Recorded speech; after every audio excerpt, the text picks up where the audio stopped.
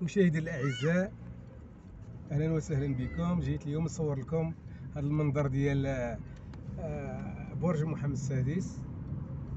انتم تشوفوا معايا تقريبا الى فيني تقريبا انتم تشوفوا. نعطيكم واحد المعلومات ولو بسيطه عليه. فيه 51 طابق، 51 طابق.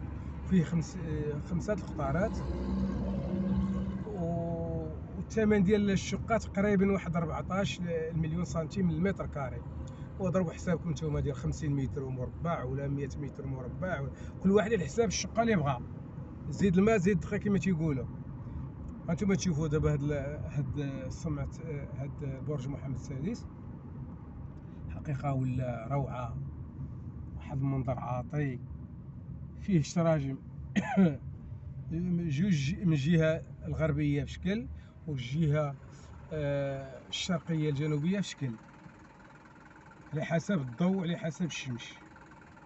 حقيقة غيكونوا فيه مطاعم كبار، شقق من طراز الرفيع، مكاتب فخمة. حقيقة هذاك الشيء شيء رائع. نتمناو يزيدوا بحال هذا الشكل هذا، لأنه تيعطي واحد القيمة مضافة للدولة ديالنا.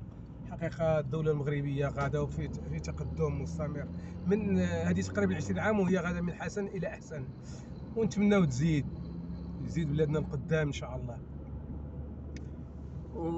وشكرا لكم، شكرا لكم على هذا.